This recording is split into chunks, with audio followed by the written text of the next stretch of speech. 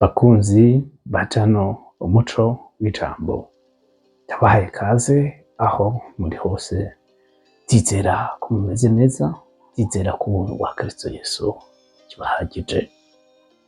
Mbere yuko dutangura ikiganiro cacu c'uyu munsi, reka dusenge Imana. Data mu izina rya Yesu Kristo, turagushimye, turaguhimbaje, tugushimiye urukundo rwawe rw'akabarugero udukunda, tugushimiye ukuntu tubera amaso, uturinda mu majana amazi, Mana tuguhaye icubahiro. Mana, yaza kuba atari wewe uturinda, ibiduhiga biba vyaratumaze, abasi bacu baba baratumize bunguri. Turagushimye Mwami, tugushimiye ukuntu tubereye maso mu izina rya Yesu Kristo. Mana, ndasenga mu izina rya Yesu Kristo kugira ngo mpwemu wawe aganze kino kiganiro cyangwa impaka giheze, twishize mu maboko yawe.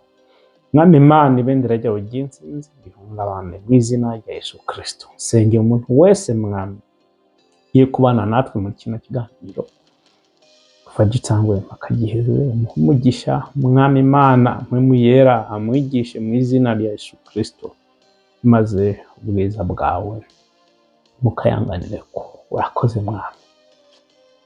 Reka Mwami Mana, ivyo ugomba gukora muri kino kiganiro, abantu bariko barakurikirana bose Mwami, ivyo ugomba gukora ku buzima bwawe, reka ubikore biciye muri kino kiganiro mu izina rya Yesu Kristo. Bari abo ugomba gukiza, bakiza, abo ugomba kubohora babohore Mwami Mana, ubugombe bwawe reka bagushimire, baguhimbaje mu izina rya Yesu Kristo, amen. Yesu nashimwe. Kumbure ubwa mbere banye natwe mu biganiro vyacu vya misi yose. Amazina nitwa David Nitunga, izina ry'umurimo abandi Bishop, akaba ari jewe nkunda kubana namwe mu biganiro vya misi yose. Imana ituhane umugisha, Yesu nashimwe. Rero nimba utarakora sabone, ikaba nguhimirize gukora sabone kugira ngo uze urabana natwe ibiganiro vya misi yose, kugira ngo tubishize ko tuza urabibona. Yesu nashimwe. Rero umvirize ibiganiro vyacu, kandi umaze kuvyumviriza ngo ubisangize abandi, ntuvyihererane. Nimba uriko urafashwa nawe fasha abandi, bibahe gusharinga link n'ibintu bisanzwe, gupostinga link yacu n'ibintu bisanzwe, nta mamega bigutwara na kimwe. Umere nka Paul Bugeti, kuko ubutumwa bwiza butantera isoni. Rero ntugire isoni zo gupostinga link iriko iravuga ivy'Imana, ko n'abanyavyaha barapostinga ibintu bibi kandi vy'urukozasoni. Rero reka tuvuge Imana yacu, reka dukorere umwami wacu yababwiza ukuri. Umwami twakurikiye ni umwami ahemba, kandi ni umwami atsigera kumara amazi. Yesu nashimwe. Ibiganiro vyacu ni ibiganiro bishingiye kuri Zaburi 119:105. Wasome, ariko haravuga neza ko ijambo ry'Imana ricara rimurikira mu nzira zacu. Rero ijambo ry'Imana rikwiye kuba nk'itara mu buzima bwacu, kugira ngo aho tuba turi, ivyo tuba ducamwo, ivyo tuba tubayemwo, ivyo tuba dukora vyose, itara ariryo jambo ry'Imana ritumurikire, ritwereke ivy'ukuri, iyi nzira niyo, iyi siyo, ibi nivyo, ibi sivyo, kugira ngo tubashe kugenda habona. Kuko Yesu Kristo niwe muco w'ubugingo. Yesu Kristo niryo tara. Umuntu agira muri we azokwigera agendera mu mwijima. Yesu nashimwe. Imana ishimwe cane. Uyu munsi tugiye kurabira hamwe ijambo mu kiganiro cacu, ijambo rihindura ubuzima bwawe. Yesu nashimwe. Tugiye kurabira hamwe umuhanuzi uwo ari we canke umuvugishwa uwo ari we. Umuvugishwa mu vy'ukuri n'akanwa k'Imana.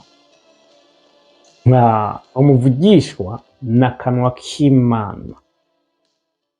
ariko apana bajya bose ngo bitwa abavugishwa ku mazina gusa, no, abavugishwa ni bajya bitahuye bamenya abo bari bukarakanwa k'Imana, hama bahitamwo kubaho ubuzima buhimbara Imana, ubuzima bwejejwe, ubuzima bwo gutinya Imana no kuyubaha no gukurikira ico Imana ivuga. Yesu nashimwe, haleluya, Yesu nashimwe cane. Mu vy'ukuri uyu munsi hariho ahantu ugera ukabona umuhanuzi ukamubwira ati baravuze ngo uyu n'umuvugisha, ukavuga ati ivyo bimbwiye iki? Kubera iki abavugishwa muri iyi misi bameze nk'abantu bacanganyikiwe, ntibazi ivyo barimo. Si bose, no, hariho abagikorera Imana mu kuri no mu mpwemu, ariko benshi muri bo baramaze gutwarwa n'ikintu citwa amaronko,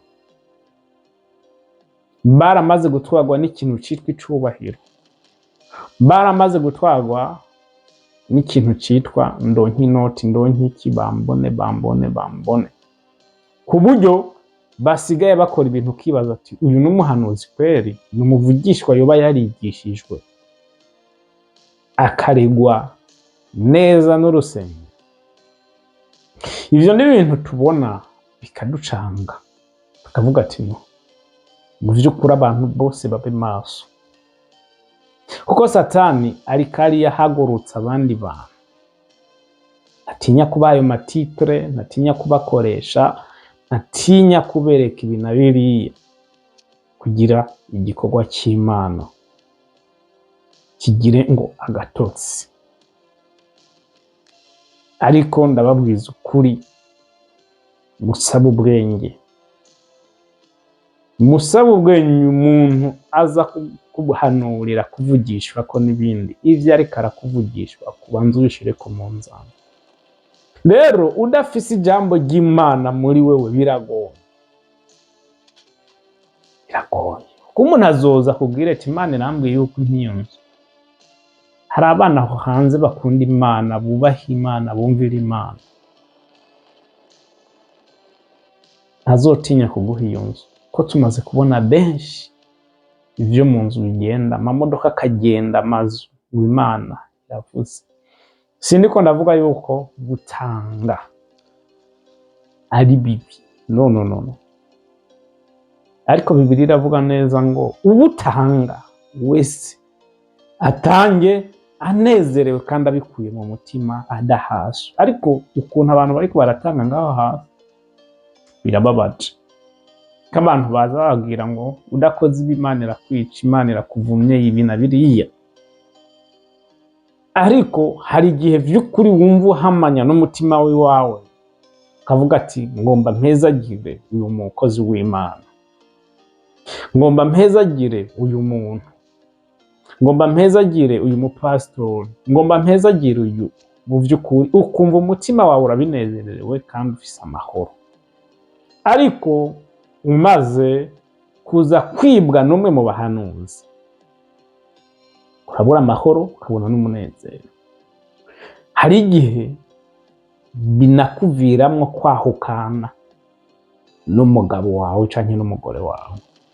Kubera iki? Kuko wagiye uterura nk'akarorero terewe televiziyo canke n'ibindi, hari abatanga amamodoka ukumva abagabo bamubwiye ati utagiye kugarukana ijya modoka usubira kwinjira ngaha, genda. Abagore bagenda bagafashwa. Abagore nibo bantu ba mbere, abagore nibo bantu ba mbere bakunda ikintu citwa ubuvugisho, mbese no kuruta n'abagabo.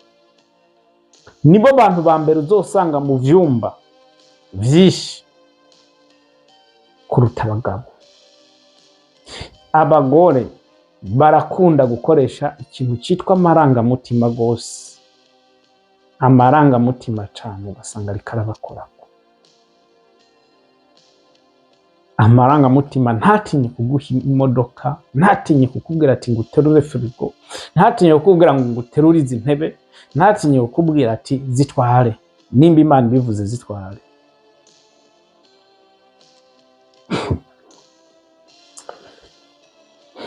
Ariko mu vy'ukuri abahanuzi mwene abo bakora ivyo Imana ibababarire kandi bihane bisubireko, ari ubundiho ibizobazira ntibizoba ari vyiza. Aha ni muri ca gihe Yesu azovuga ngo hoji sinigeze ndakumenya wewe wakoze ibizira. Muca utangura kwibutsa Yesu nkaho yavyibagiye ngo erega ngo je naravugishwa mu izina ryawe, wibagiye ko nakora ibitangaza mu izina ryawe, wibagiye yuko nakora ibi n'ibi nasengeye abantu benshi bagwaye. Amagereti sinigeze ndabamenya, kuko Yesu ntakumenya ngo nuko uhagaze imbere y'abantu uriko urababwira ubutumwa. Iyo siyo pasiporo ikwinjiza mu ijuru. Ivyo Yesu sivyo akumenyerako. Yesu ntiyigera kumenya ngo nuko uhagaze imbere y'abantu uri kurerekana ibintu uri kurafasha imfuvyi n'abapfakazi n'abandi. Ivyo sivyo Yesu akumenyerako. Ivyo sivyo Yesu akumenyerako. Yesu akumenya mu gihe uriko urakora ivyo wewe ashaka. Ivyo ashaka ni ibihe? Ni birya bihuye n'ubugombe bwiwe. Utegerezwa kuba warejejwe n'amaraso ya Yesu, hamukore ibikorwa vyiza akurongoye gukora, apana ivyo wewe wiyumviriye. Uyu munsi birababaje kubona abanyamadini aribo bantu bahaza imfuvyi n'abapfakazi. Ibigo bikomeye gose vyigisha Imana ndetse n'ibindi, ugasanga nivyo biriko biraboha mu nda imfuvyi n'abapfakazi. Ibi biriko biraba muri iyi minsi, ariko inyuma y'ubuzima tube twibuka yuko hari ubundi buzima, kandi nta muntu n'umwe atazopfa kiretse uzogirirwa amahirwe yo kugenda mu ijuru adapfuye. Ariko uyu mubiri my friend, ni mpaka ubanze wumva urupfu ukuntu ruryoshe. Ni mpaka uyu mubiri ubanze wumviriza urupfu ukuntu rumeze. Umuhanuzi ni umuntu avuga ibintu atigeneye. Umuhanuzi canke umuvugishwa ni umuntu atavuga urusaku. Umuvugishwa w'Imana nyakuri ntuzomusanga mu marigara yirirwa ayerera mu mazu y'abantu urakererere ngo Imana irambwiye. No, suko. Umuhanuzi kandi kugira hanura bivuze yuko abahanuzi bose babanza kuvuga mu ndimi. Uwo muvugishwa ntibisiguye ko abanza kuvuga mu ndimi kugira ngo akubwire icyo Imana yabwiye. Wapi? Ivyo ni ibintu abantu madini yagize mu muco. Umuvugishwa nyakuri ntiyirirwa arazerera aha na hariya ata gahunda afise. Hari nk'abantu usanga bababaje birirwa barazurura bagenda mu nzu z'abandi, aha ugasanga nko ku munsi ahituye inzu nka 20, ngo ni umuvugishwa. Kandi uko agiye muri iyo nzu akagenda avugisha.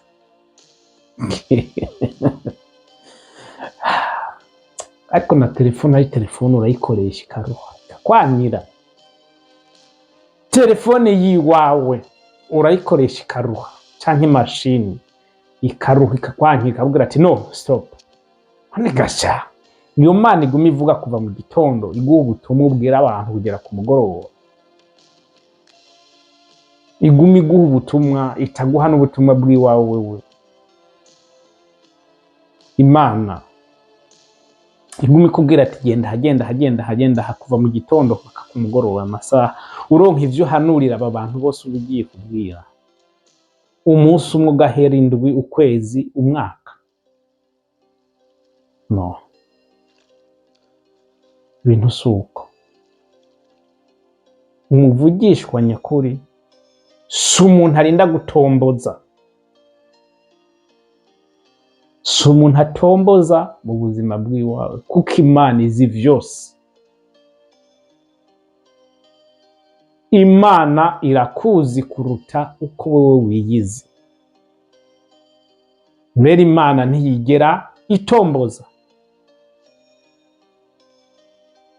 No, yo si Imana yaremye isi n'ijuru.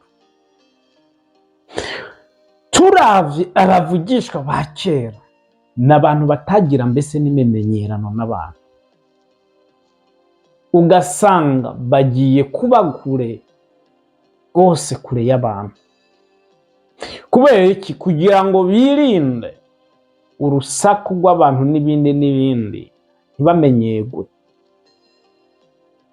Ariko uyu munsi urabona umuvugisha, umukozi w'Imana, abanyavyaha baramumenyereye, baranamusuzugura. Kubera iki? Kubera igihumbi bamuha, kubera bibiri bamuha. Bamukoresha uko bashaka, bamusuzuguye. Kubera iki? Akanoti gusa.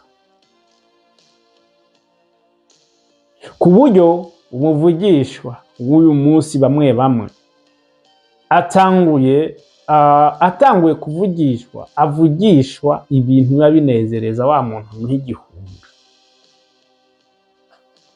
Avugishwa ibintu binezera ba bantu nyene avuga ati baramuha. Ariko uyu munsi harakenewe abavugishwa by'ukuri, bavuga ikivuye ku Mana.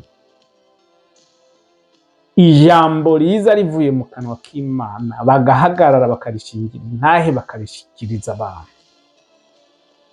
Abo bantu Imana irabakeneye. Abo bavugishwa nibo bakenewe muri uyu minsi kugira ngo isi ihinduke.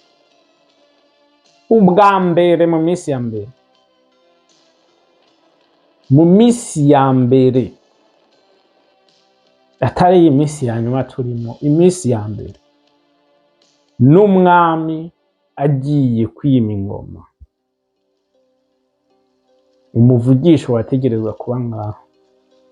Ariko uyu munsi siko bikimeze, ku buryo n'ibikorwa Imana yajeje amatorero gukora vyananiranye, hama leta yifatira mu ntoki ivyo bikorwa kugira ngo izirabikora. Kubera na leta ibona by'ukuri ko abantu bakorera Imana mu kuri no mu mpwemu bagoye kuboneka. Igikorwa cyo gufasha imfuvyi n'abapfakazi cyari mu maboko y'abakozi b'Imana bwa mbere. Ariko uyu munsi ni leta yifise. Uyu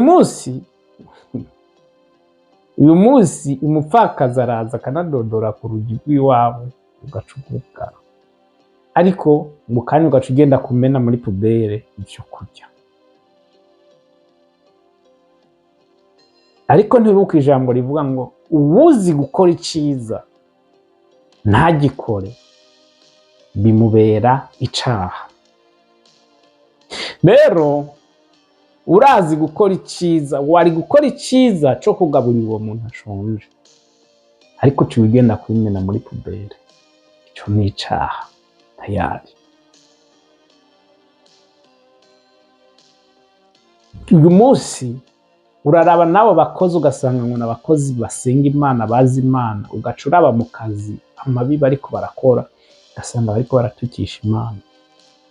Bikagora ukuntu leta yizera abo bantu bariko baraza bapresenta Imana.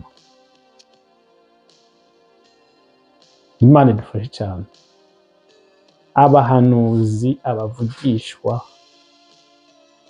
mube maso. Umuvugishwa n'umuntu agera ahantu agahindura ibintu, n'umuntu aza azanye impinduka. Yesu nashimwe. Umuvugishwa w'Imana ni umuntu azanye impinduka. Imana irashobora kugutuma hari ikibazo cyari mu muryango runaka umuvugisha, ugenda utwaye impinduka ukabereka icyo kibazo kandi ukaza ubazaniye inyishu yacu, bakavuga ati by'ukuri n'umukozi w'Imana kandi n'ibyo avuze n'ukuri, kuko ntiyari ngaha ariko ibi bintu bimaze iminsi kunuko. Bana kwa kuntu kubanza gutora amakuru kuri telefone hama mu kanya ugacuza ngo Imana irambwiye kandi ari amakuru wabwiwe. Ariko ibyo byose biba kubera iki? Abantu bashize imbere, bashaka kurya ibi bintu. Ntushobora kubironka indugu muyuzuzamo inkoko n'amafiriti n'ibindi. Gukoreshwa n'Imana biva ku kirago, biva ku mavi, gusenga hamwe. Iyi nda uyibamba, uyu mubiri ukawubamba, ugasenga ukarondera Imana. Kuko ayo mavuta wumva ngo amavuta y'Imana sayagurwa muri botike, nta macupa ariho. n'ayo mavuta ya Elayo ni nk'amamesa n'ayandi. Nta kintu kiri special gihari, nuko mubona yanditse muri Bibiliya gusa. Ntatandukaniye n'amakoto, ntatandukaniye nayo yose yo kwisiga. N'amavuta mu yandi, ntaho atandukaniye n'ayandi, nuko mubona yanditse muri Bibiliya mugaca mwibaza ko ari special. Nababwira ibintu byanditse muri Bibiliya byose biri ngaha ku isi.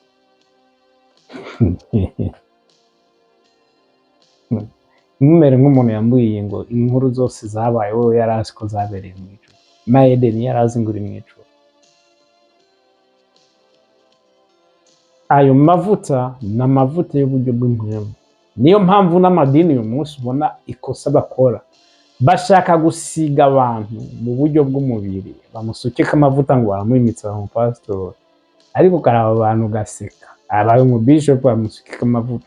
Ajya amavuta bavuga n'amavuta yo mu buryo bw'impwemu bwa mpwemu.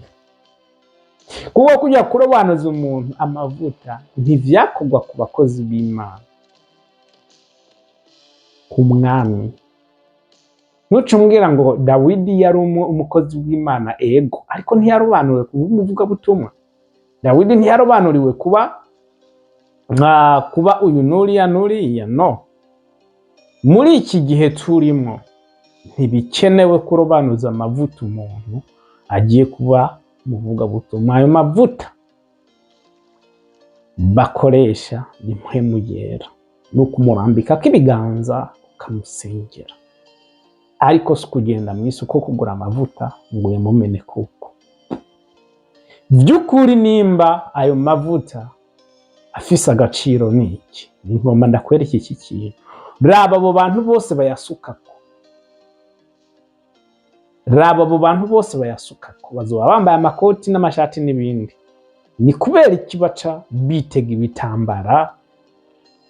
Ayo mavuta ntabaje ku mpuzu zabo.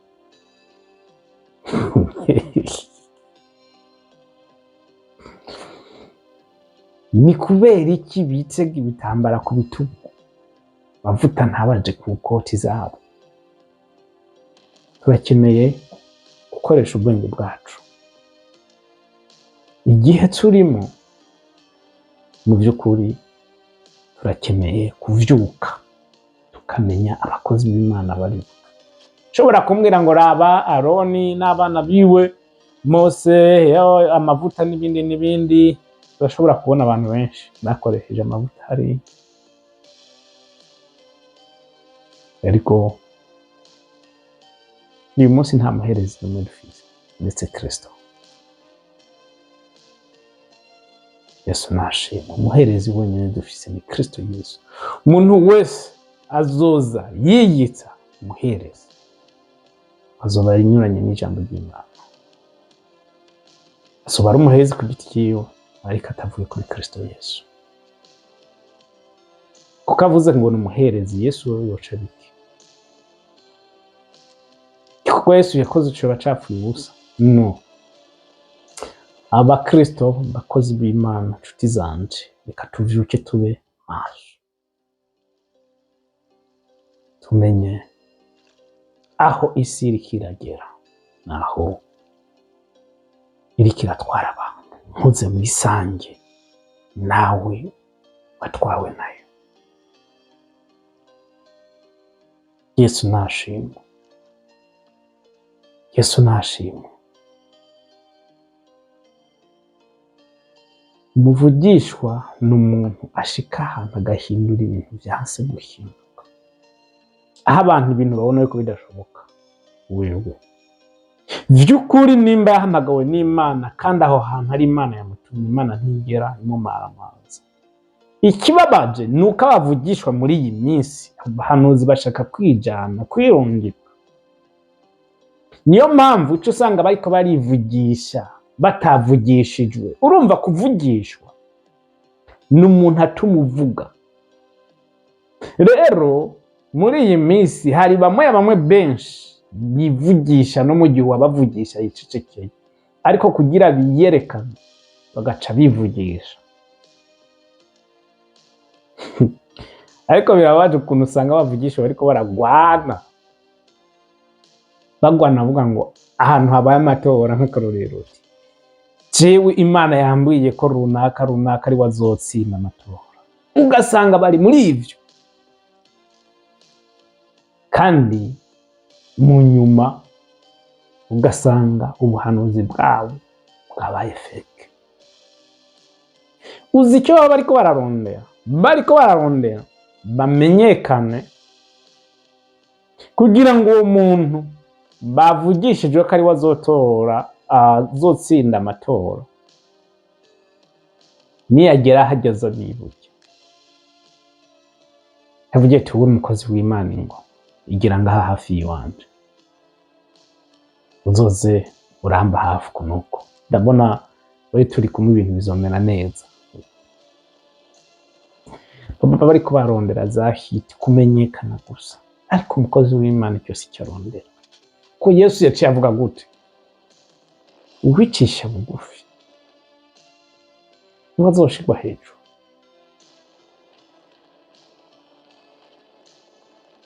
Ugomba kuba mukuru nabanza mutoya.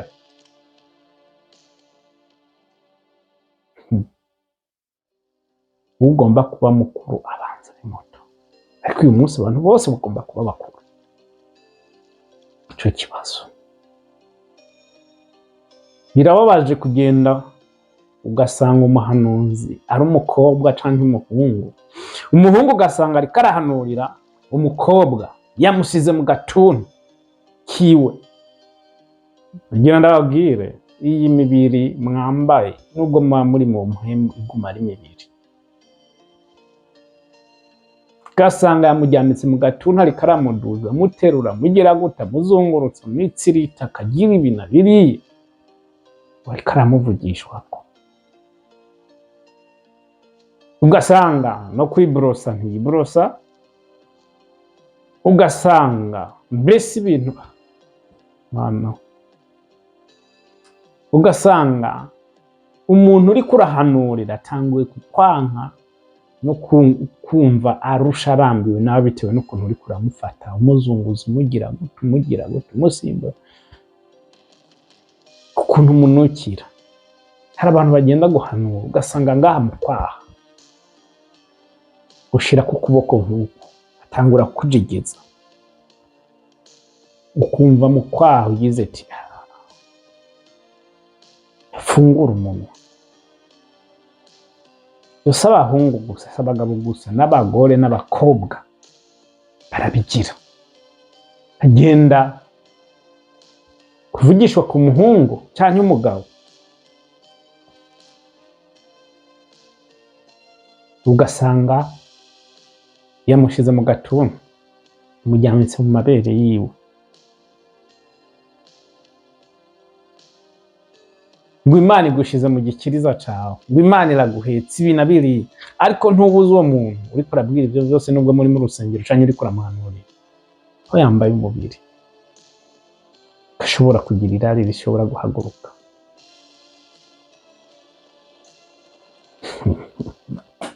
Imana idufashe cyane. Abavugishwa b'uyu munsi barakeneye kwigishwa. None ikibazo kirihe? Ugiye ukamubwira ati ugahagarara neza ati Imana yambwiye ndakubwira ibi n'ibi n'ibi, utamukubise, utamusimbagurishije, utamuhenanguje, utamuzungagije, Imana ntiyovugana nawe, ntiyomuha ubutumwa yagombye kuguha kugira ubwo muntu. Imana ntiyobuguha kweri, cyane kumuzungagiza, kumukubita n'ibindi n'ibindi, niho harimo kode ituma uronka ubwo butumwa. Ariko ugiye kuraba abavugishwa ba kera ntibigere bagira ibyo bintu. Yaraza avuga ati Imana yambwiye 1 2 3, utavyemeye sawa, agaca yigira. Ntimwaharira kuko abafise icyizere muri we yuko Imana yamubwiye ari Imana itigera imumara amazi, kandi ari Imana y'ukuri, ari Imana irinda ijambo ryayo kugira ngo rishike.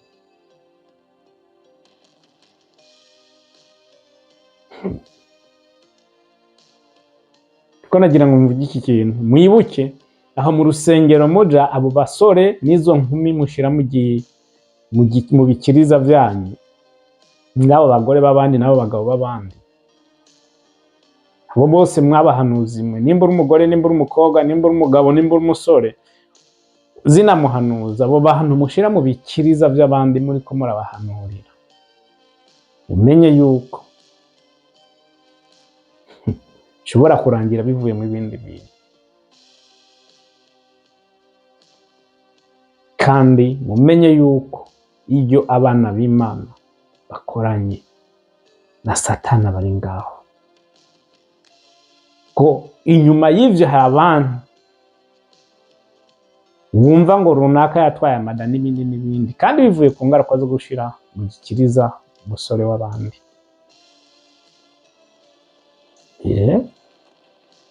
Mube maso vy'ukuri. Abavugisha murakeneye kwigishwa. Abavugishwa tubona uyu munsi bamwe barakeneye inyigisho kandi zikomeye. Genda ugorora agahuzu kawe, use neza, wisige, umenye neza niba ari mu kanwa ahantu hose kusa neza. Hama by'ukuri nimba ufise ubutumwa bwiza, uzobwira umuntu uti ngo wirigura mukubita umukora ko umusunanguza ugira iki, mubwete Imana irambwiye n'ibi, kuko hari umunsi uzomusunanguza kurya nawe yigwara ibigwara byinshi aca gupfira mu maboko. Bazokwita ngo nuko mwari mu rusengero, bazogufata, bazogupfunga, kuko bazovuga ati yaje akomeye, uramwisha. Abavugishwa novuga ibintu byinshi ku bavugishwa, novuga ibintu byinshi, ariko umuvugishwa yatumwe, yahamagawe n'Imana by'ukuri, n'umuntu ahindura ivyase guhinduka, canke n'umuntu azana impinduka aho Imana ibimutumye. Habagiye kurya no kunywa, habagiye kubaho ubuzima bwa soft life, ubuzima bworoshe. Habatumwe n'Imana kugira ngo soft life, no ivyo, ahubwo Imana ifise igikorwa igomba gukora ahantu umutumye, ibifise impamvu yemeye kumuha ubwo butumwa kugira ngo abutware hariya. Yesu nashimwe. Yazi yuko abantu benshi iyo umuntu adasomye Bibiliya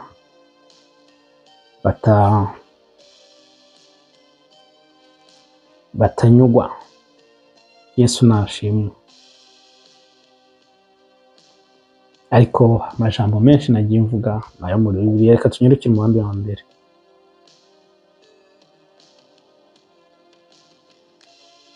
Abami ba mbere 17 babe kuyo.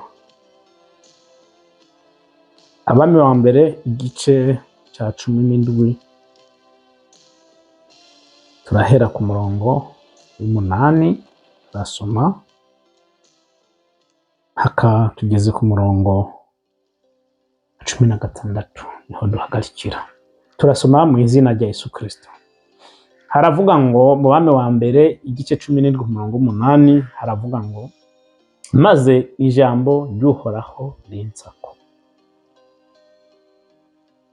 Aha iri jambo ndarigize kico ndarivuga ko impamvu ijambo ry'Uhoraho ryamuje ko ubishize mu kirundi ukuza ko ni ikintu kikuje kuko, ariko mwibuke mu isezerano rya kera mpwemu yera ntiyaba muri twebwe uyu munsi. Mpwemu yera yakuza ko kabushungwe, hama ukavuga hama akagenda. Ariko uyu munsi mpwemu yera abana natwe. Niyo mpamvu mpwemu yera kugira avuge atarinda kukuzako, ahubwo mpwemu wawe akominikana na mpwemu w'Imana, hama Imana igatanga message yagomvye gutanga. Rero uyu ni Eliya yariko aravuga ati maze ijambo ry'Uhoraho rinzako. Umurongo w'icenda ritiva hasi uje Zerafati mu ntara y'Abasidoni abariho uba. Raba ngeze umugore w'umupfakazi waho, umugore w'umupfakazi waho uzokwama akugaburira. Imana icimukura aho yarari imurungika mu yindi ntara. Yesu nashimwe, imurungika Zerafati. Hari misio yatumye agenda. Yesu nashimwe.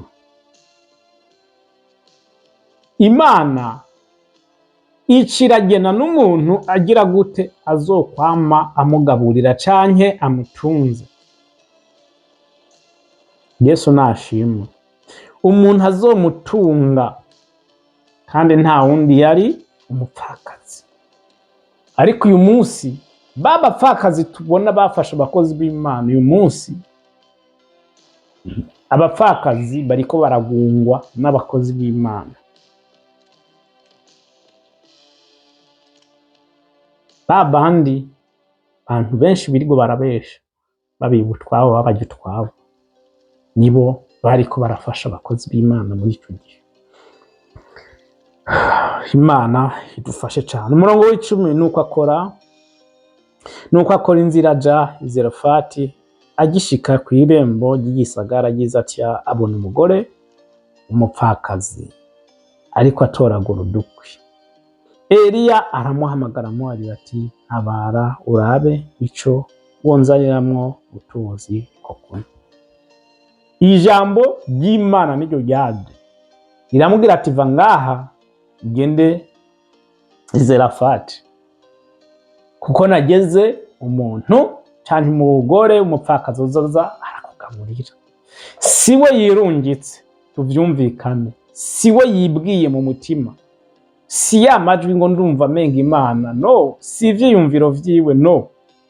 Yari yavyumvishije neza ko Imana yamubwiye ati va ngaho ugende Zerafati, nageze umukecuru canke umupfakazi wo kuza arakugaburira.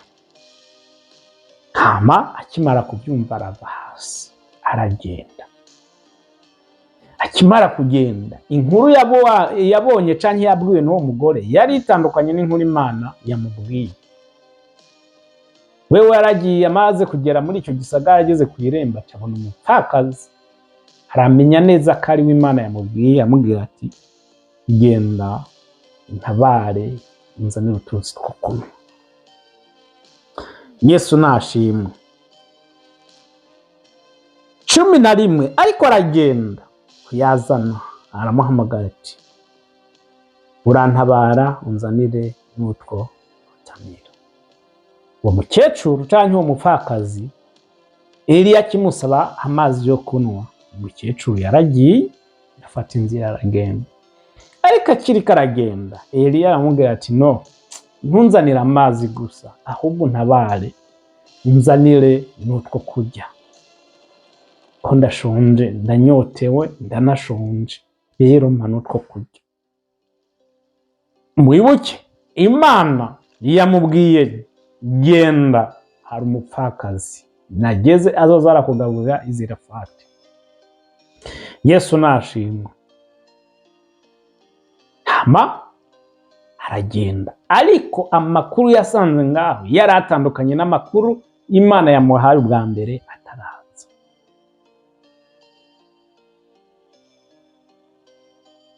Umupfakazi agenda kumuzanira amazi, ariko akiri karagiye yamubwira ati ntabarunzanire utwo ntamira kuko ndashonje. 12 wa mukecuru canke wa mupfakazi aramwishura ati nkurahiye uguhoraho kuhoraho Imana yawe. Uyu ni wa mupfakazi ariko aravuga, ntaco mfise co kurya atari agafu k'urushi. Urabona urushi, agafu k'urushi gasigaye mu giseke, n'uturanguzwa tw'amavuta ya elayo mu gakarabo. Mbere ubu ngira ntoragura udukwi 2 kugira ngo ngende imuhira ndakicumbire twe n'umwana wanjye tukarye duheze duhwera. Uyu mupfakazi acumva iyo jambo, genda ucunzanira n'ivyo kurya, ndashonje, yamukoze ku mutima. Mu by'ukuri umuntu arinda gushirako indahiro akurahiye ati ndakurahiye uguhoraho Imana yawe, by'ukuri aba yakozwe ku mutima, ararahira nta kintu ufise mu nzu uretse urushi gusa rw'agafu gasigaye mu giseke,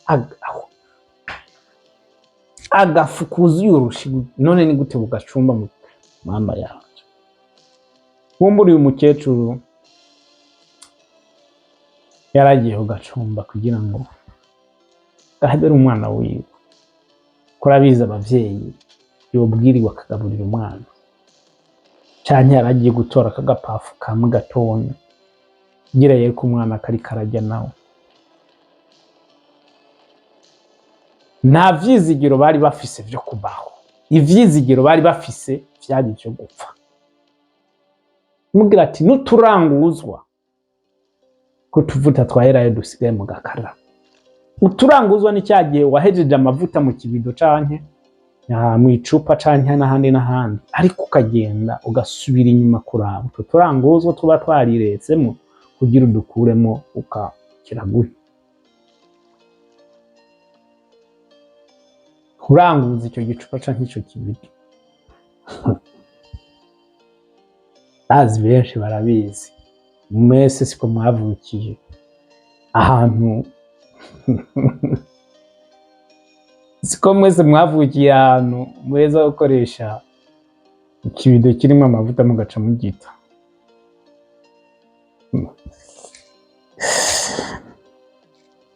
Yesu nashimwe. Uwo mukecuru aramubwira ati turanguzwa gusa, ivyo nivyo mfise mu nzu, kandi nta vyizigiro vyo kubaho dufise. Ubu tugiye kujya turiteguye no gupfa, turiteguye gupfa, tayari turiteguye gupfa. Inyuma y'ibi turazi turapfa, nta kubaho, nta vyizigiro vyo kubaho dufise, nta vyizigiro vyo kubaho dufise atari gupfa.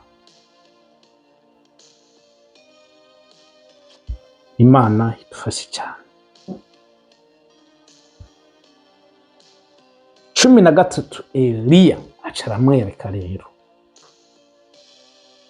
aramubwira ati iki nicyo navuze ati abahanuzi b'Imana by'ukuri, iyi Imana yabatumye ahantu bagenda bafise impamvu kandi bafise impinduka, bagiye guhindura ibintu.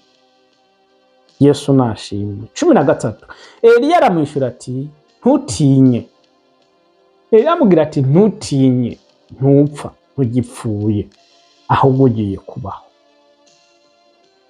Ntutinye, genda ngirire uko mvuze mugabo ubanze ntutinye, genda ugire nk'uko uvuze mugabo, ubanze uncumbire gatoya, ukanzanire hano, uheze ubone kwicumbira nawe n'umwana wawe.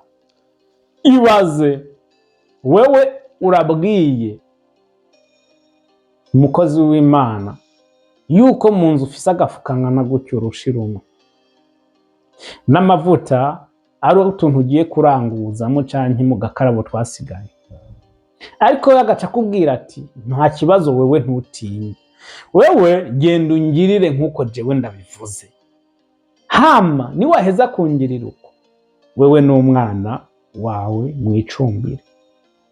Urashobora kwibaza uwo muntu, uwo mugabo canke uwo muntu ameze neza mu mutwe, namubwiye ko mfise urushi rumwe n'amavuta ntawe ngiye kuranguza dusigaye, ariko areka ambwira ngende kugira gute, kubanza kumucumbira. Urwo rushi wo rugabura kabiri, hama ukagira iyo ukuyemwo ubaha nawe ukamucumbira. Uwo mukecuru canke umupfakazi yaravyibaza vy'ukuri, nawe vyokugora gutahura, kuko hari n'abantu bacumbikira ugasanga haje umushitsi, ugasanga gishitse hariya musi y'ameza canke yagifundikiriye ahantu mpaka uwo mushitsi agiye. Kubera iki? Uba ufise ivyo vyonyene, nta handi uba wizeye uza kuronka ibindi. Imana idufashe cane. Ariko Eliya amubwira ati wowe genda ukore nk'uko ndabivuze, ntugire ikibazo, ubanze uncumbire hama nawe uricumbira. Aca aramubwira impamvu abivuze, ntiyamubwiye uko gusa ariko aramutegeka, ariko yaciye yongera ko ijambo ryaciye riha ivyizigiro uyu mupfakazi. Uti kubera iki? Kuko uyu mupfakazi yaciye avuga ngo Eliya yaciye abwira umupfakazi ngo kuko uko ariko Uhoraho Imana y'Abisirayeli yaragize ngo ako gaseke ntikazoshiramwo ifu, n'ako gakarabo ikazoshiramwo amavuta, gushitsa ku munsi Uhoraho azorekurira imvura kw'isi. Yesu nashimwe. Iki gihe abantu bari mu magume akomeye cane, mvuze amagume ni ay'inzara, ku buryo ata mvura yagwa, nta mvura yagwa muri Abisirayeli, no, ata mvura hari, inzara iratera murabizi.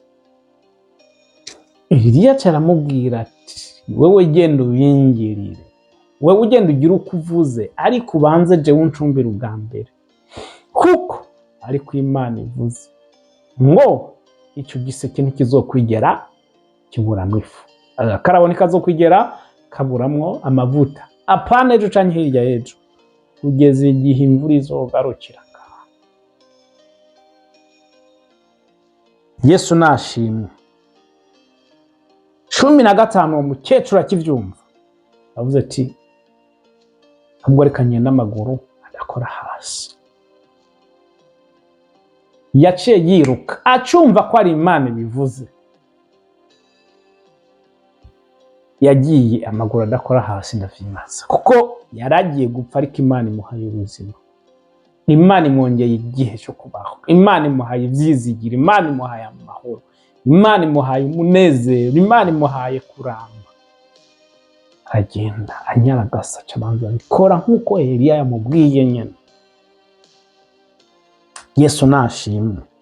15 nuko aragenda agira nk'uko Eliya yavuze, kandi uwo mugore n'abo mu rugo rwiwe na Eliya babijya igihe kirekire. Erega ntivyaciye bihagararira ngaho,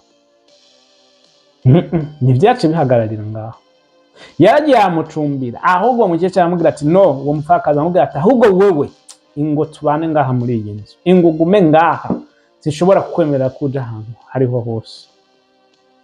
Cyangwa aramubajije ati mbese ugiye he, wari ugiye he, Imana yagutumye he? Amubwiye ingo bangaha. Yesu nashimwe. Uwo mukecuru nubwo yavuga ngo umwana umwe si we wenyine yari afise, hari abandi bari bafise nubwo yakoresheje iyo mvugo ngo je n'umwana wanje. Ariko urumva ko Bibiliya ivuga ngo uwo mupfakazi n'abo mu rugo rwiwe na Eliya babiriye igihe kirekire. Si ibintu vyabaye umunsi umwe, vyabaye igihe kirekire. Murabona, mu by'ukuri kumvira Imana harimwo umugisha. Apana ariko kumvira umuntu wese aja gupfunga ikiwana kubesha ngo ni Imana n'Imana. Ariko kumvira Imana by'ukuri, Imana yavuganye nawe ukayumvira harimo umugisha. Kuko uyu mukecuru yaza kwa nka kumvira ivyo Eliya yavuze, ndakubwiza ukuri uyu mugisha wari kuja ku yundi muntu. Ariko ko yabaye umuntu amatwi yiwe yugurutse canke ari tayari kumva Imana no kuyumvira, niyo mpamvu umugisha wagiye mu rugo rwiwe. Hama Imana ihindura ivyari bimeze nabi muri uru rugo biciye mu muvugishwa wayo. Imana yaje guhindura ubuzima bw'uyu mupfakazi biciye muri Eliya. Niyo mpamvu Imana yakoresheje ijambo muri Eliya ngo mu giseke ntihazokwigera habura ibi, no mu gakaraba amavuta ntazokwigera abo. Eliya arabivuga ngo ni Imana ibimbwiye, sije ndavyivugiye. Ni Imana ibimbwiye, niyo yantumye ngaha. Irambwiye ko utazokwigera buri kintu na kimwe. Iyo fu ntizokwigera ihera, ayo mavuta ntazokwigera hera mpaka imvura imanutse. Kuko ari Imana ibimbwiye. Yesu nashimwe. Nguko akabavugishwa b'Imana baba bameze. 16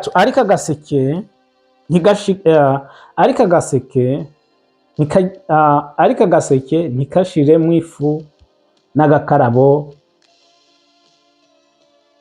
nikagishiramwo amavuta nk'uko ijambo ry'Uhoraho ryavuze. Iryo yavugiye muri Eliya. Ako gaseke ntikashiramwo ifu, n'agakarabo ntikashiramwo amavuta nk'uko ijambo ry'Uhoraho ryavuze. Iryo yavugiye mu kanwa ka Eliya. Mwibuke, Imana irinda ijambo yayo kugira ngo irishitse. Rero nagira nibariza abantu mwese muba mufise ibitabo bingana nk'uko mwanditse, naje naranditse ubuvugishwa bwinshi, ariko bitarashika. Ubanza wibaze vy'ukuri uyu muntu yampanuye ibi bintu yoba yaje avuye ku Mana canke n'ibindi. Usenge waza Imana ati se Mana, ubuvugishwa uyu muntu yamvuze ko woba ari wewe wamuciyemo cane imeze gute. Ndazi uzotora inyishu. Yesu nashimwe. Kandi uzomenya aho bwaje bupfa. Uzomenya aho bwaje bupfa. Imana yacu iyo wacanganikiwe wifise ibibazo kwishura. Wifise ibibazo utobaza umuntu akwishura, Imana iravyishura. Umuvugishwa ni umuntu ativugisha, ni umuntu azana impinduka. Yesu nashimwe. Nimba uri umuvugishwa n'Imana, Imana iguha umugisha. Kandi iyo wakorera neza Imana ntizokwigera ikureka ngo wicwe n'inzara. Nimba Eliya Imana itamuretse ngo apfe yishwe n'inzara, nawe ntishobora kukureka. Imana ntishobora kukureka ngo wambare ubusa, uri umukozi wayo. Izokoresha inzira. Ndabizi pe, habaho igihe kigoye, ariko Imana ntiyigera igutererana. Imana ntiyigera igutererana ngo ube muri ubwo buzima imyaka yose, ibihe vyose. No, kwambara ubusa ndabizi, nabibayemo. Inzara ndayizi, nayibayemo. Kuryama hasi hanze mu mukungugu ndabizi, nabibayemo. Ariko ndakubwiza ukuri, Imana ntiyigera itererana abasavyi bayo. Ko nukuri. Ariko abo bose bakorera Imana mu kuri no mu kuri. Imana ibaha umugisha. Tugeze muri ka kanya keza umuntu agomba kwakira Yesu Kristo, wizeresha umutima wawe, watuza akanwa kawe, hama Imana iguhe ubugingo. Subiramo aya majambo uti mwami Yesu, nizeresheje umutima wanje, natuje akanwa kanje kuri umwana w'Imana kandi wapfiriye ku musaraba uzira ibyaha byanje. Yesu, ndasabye amaraso yawe yankiza ntunganye, ufite mu gitabo cy'urupfu inyandike cy'ubugingo. Uyu munsi bitandukanije na Satani n'ibikorwa by'ivyiwe byose, ndasabye amaraso yawe anyeze antunganye, acagagura imigozi yose, imivumo na karande zose ziva ku mazi. Yesu, ndakwakiriye umbere umwami n'umukiza w'ubugingo bwawe. Kuva uyu munsi mbaye umwana wawe, kuva uyu munsi nteguye kugukorera kugira ibihe byose. Urakoze Yesu kungiriye neza, urakoze kunkijije urupfu ruzoja, urakoze izina rya Yesu Kristo. Imana iguhe umugisha nshuti wasubiyemo ayo majambo. Ngira nkubwire ngo nubwo wafaka akanya wogera mw'ijuru, rero uhimirize gusenga, gusoma ijambo ry'Imana, kurondera Imana, kandi urakeneye kubatizwa mu mazi menshi. Urakeneye eglise y'impwemu yizera Yesu Kristo umwami n'umukiza, hama wigishwe, urererwemo, ukure. Bifuza yuko gufasha, aho hari nimero zacu na email turashobora kubafasha. Ukeneye kubatizwa, ni karibu. Ukeneye aho gusengera, naho murahawe kaze. Yesu nashimwe. Ukeneye gufashwa mu buryo butandukanye, urashobora kutwandikira. Imana ishimwe cyane. Rero Imana ikugire neza kandi kurinde, kuzigame. Bakunzi ikiganiro cyacu ijambo ikindura ubuzima bwawe uyu munsi, ikiganiro cyacu kigarukiye ngaho, ariko ntibahimirize kubandanya gusangiza abandi ibiganiro byacu, ntubihererane, ariko bisangiza abandi. Imana umugisha mwebwe mwese mubandanya gupostinga no gusangiza amalinki abandi. Imana umugisha kuri ababikora, ndababona mwese, kandi ndazi ntaco bihindura, ntaco bitwara ku mamega yanyu, ntaco byica ku masitati yanyu. Mbona n'amakomedi n'ibindi byose amabipostinga. Rero Imana umugisha, kandi Imana ihezagire. Amatelefone yanyu ntazokwigere abura amamega. Yesu nashimwe, muze muraronka amamega. Imana ibaha amamega yo kuza murapostinga ibiganiro by'Imana, bivuga Imana. Yesu nashimwe. Rero reka duheze ikiganiro cyacu dusenga, ko twatanguye dusenga. Mana, turagushimye, tuguhimbaje, tugushimiye ibyo wakoze byose mu izina rya Yesu Kristo. Tugushimiye mwami ukuntu wavuganye natwe, ugerageza kutwereka umuhanuzi, umuvugishwa uwo ari we, kuko umuvugishwa n'akanwa kawe ni wowe uvuga mwami, uciye umuntu, igikoresho uba witoranirije mwami, bitewe n'uko gishya, n'uko kimeze, ndetse n'intumbero yacu. Mwami habwe icubahiro. Ndazi mu nzu y'ubwami hari ibikoresho byinshi, ariko mwami aratoranyamo igikoresho kimwe aba akeneye gukoresha mu gihe ciwe canke mu gihe cacu. Mana, turagushimye ariko watoranije ubuvugisho abantu baguhagarariye, bashikana message ku bantu, arabakomeye, araboroheje mwami. Ndagushimiye, ndasenga mu izina rya Yesu Kristo kugira ngo bandanye kubagirira neza. Mana, ubahishurire bimenye abo bari bo, ubuzuza imbaraga n'ubwenge bwo gukora, bateremo inyota umutima wo gukorera mu kuri no mu mwemu. Ego yabo ibe ari ego, oya nayo ibe ari oya, kugira ngo mwami intumbero yawe isohoze ngaha kuri iyi si. Urakoze mwami. Mwami Imana, abagenderere ubasukeko amavuta mashasha.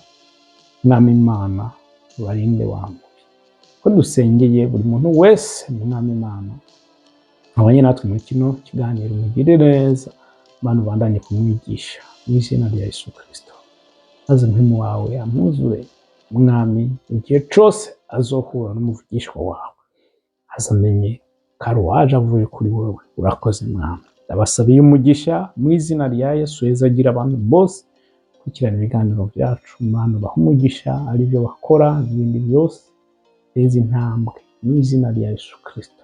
Mwami Mana, ntibigere bajyanirwa mu byo bakora mu buzima bwabo, ndetse ntibigere babura n'amamega yo gukurikirana mwami Mana icyo uvugana nawe. Urakoze Yesu, ko dusengeye n'umuntu wese yafashe ingingo yo gukizwa, umurinde umuzigame Mana, ushize mu maboko yawe mu izina rya Yesu Kristo, murindire mu bubasha n'ubushobozi bwawe Mana. Yesu habwe icubahiro, agushimye kandi turaguhimbaje mu izina rya Yesu Kristo usabye Imana, amen.